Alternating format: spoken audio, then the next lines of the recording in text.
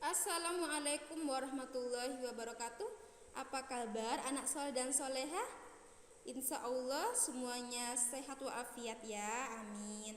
Bersama Ustazah Ina kita akan melakukan pembelajaran daring.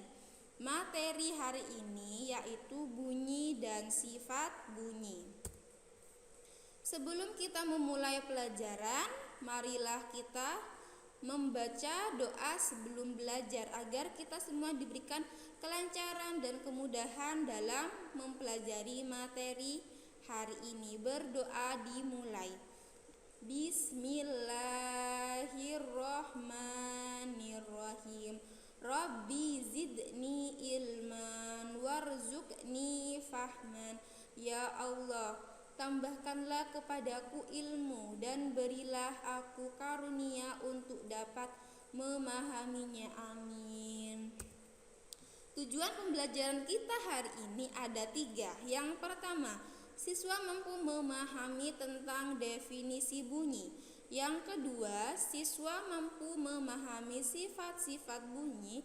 Yang ketiga, siswa mampu memahami tentang sumber bunyi. Apakah kalian tahu apa itu bunyi? Pastinya kalian sudah sering mendengar kata-kata bunyi, bunyi, dan bunyi. Yuk kita bahas apa sih pengertian bunyi itu sendiri.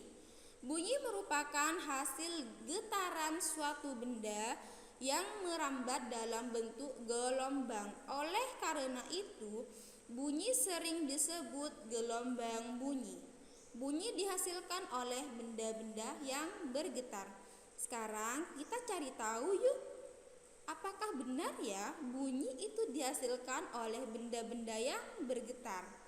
Di sini Ustazah mempunyai 2 bahan, yaitu sepotong bambu dan sebuah spidol. Yuk kita cari tahu. Nah, kalian sudah mendengar? Ternyata ketika spidol dipukulkan ke bambu akan menghasilkan suara. Apa sih alasannya? Nah, ketika spidol dipukulkan ke sebuah bambu, bambu tersebut akan bergetar. Getaran yang terjadi pada bambu akan menghasilkan bunyi. Jadi kalian sudah tahu ya, kenapa sih bambu ini bisa menghasilkan bunyi. Sekarang kalian sudah paham ya pengertian bunyi dan contoh bunyi. Sifat-sifat bunyi. Sifat-sifat bunyi ada 3. Yang pertama termasuk gelombang longitudinal. Yang kedua perambatannya membutuhkan medium. Yang ketiga dapat dipantulkan. Yuk kita bahas satu persatu sifat-sifat bunyi. Sifat bunyi yang pertama yaitu bunyi merupakan gelombang longitudinal. Bunyi dikatakan gelombang longitudinal karena arah getar dan arah rambatnya sejajar. Seperti yang kalian lihat di layar ya, arah getar dan arah rambatnya sejajar. Sifat bunyi yang kedua yaitu bunyi dapat merambat melalui medium. Medium itu sendiri disebut juga dengan perantara. Jadi bunyi dapat merambat melalui 3 perantara, itu udara, benda padat, benda cair.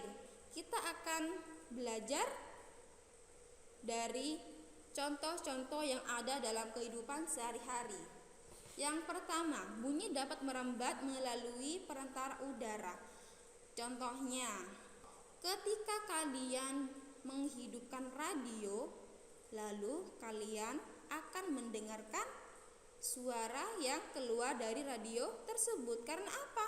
Karena adanya medium atau perantara berupa udara. Yang kedua, bunyi dapat merambat melalui benda padat.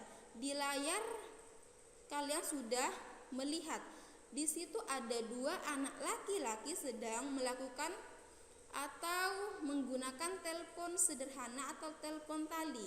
Seperti yang kita ketahui, telepon tali di sini menggunakan 2 bahan, yaitu benang kasur dan kaleng bekas. Benang kasur dan kaleng besar dan kaleng bekas merupakan benda padat. Ketika salah satu anak pada gambar tersebut membunyikan atau melakukan atau mengeluarkan suara, otomatis teman lainnya akan mendengarkan suara teman yang memberikan suara tersebut. Kenapa hal itu bisa terjadi?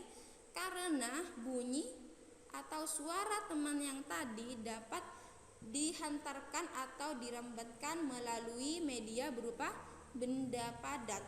Yang ketiga, benda cair. Di situ di layar sudah ada contohnya. Ada seorang anak laki-laki yang sedang mendengarkan suara dengan menggunakan alat bantu. Di situ ada sebuah drum atau tong yang berisi air. Lalu anak tersebut membunyikan drumnya menggunakan batu lalu mendengarkan dengan alat bantunya. Itu merupakan contoh bunyi dapat merambat melalui benda cair. Jadi sekali lagi Ustazah ingatkan, bunyi dapat merambat melalui 3 perantara, yaitu udara, benda padat, dan benda cair. Tetapi tidak dapat merambat pada ruang hampa. Ruang hampa itu adalah sebuah ruangan yang tidak memiliki medium atau perantara, sehingga kita tidak bisa mendengar bunyi di ruang hampa. Pemantulan bunyi. Pemantulan bunyi terjadi ketika bunyi terhalang oleh suatu benda yang akan mengakibatkan terjadinya gema dan gaung. Gema adalah bunyi pantul yang terdengar dengan jelas karena datangnya setelah bunyi asli selesai mengudara.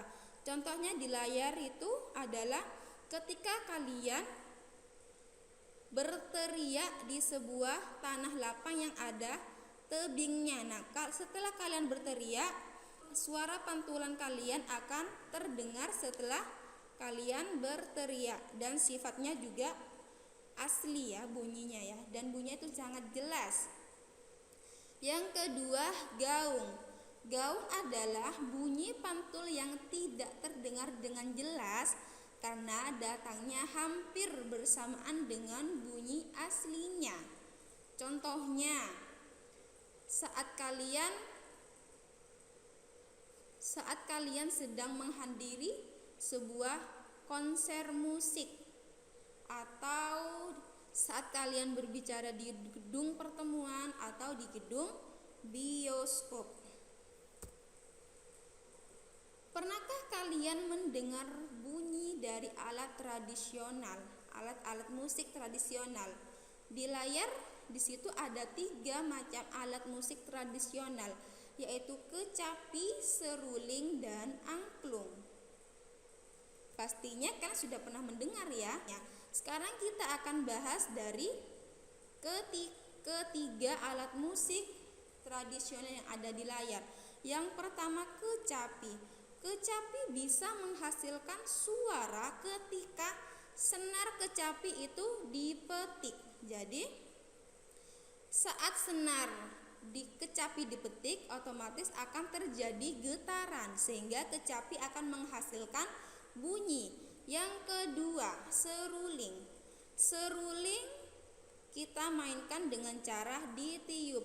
Ketika seruling ditiup, udara-udara di dalam seruling akan bergetar sehingga akan menghasilkan bunyi.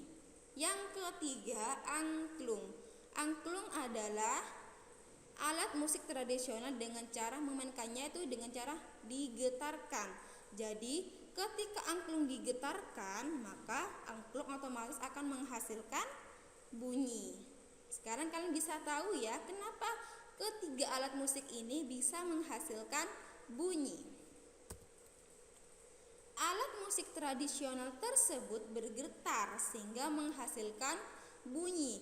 Benda-benda yang menghasilkan bunyi dinamakan sumber bunyi. Tetapi tidak semua atau bukan hanya alat musik saja yang bisa dikatakan sebagai sumber bunyi. Semua benda-benda yang bisa menghasilkan bunyi dinamakan sumber bunyi, termasuk sumber bunyi. Jadi yang dimaksud dengan sumber bunyi adalah benda-benda yang dapat menghasilkan bunyi. Sekarang sudah tahu ya, apa itu sumber bunyi, bagaimana cara alat-alat musik tradisional tersebut bisa menghasilkan bunyi.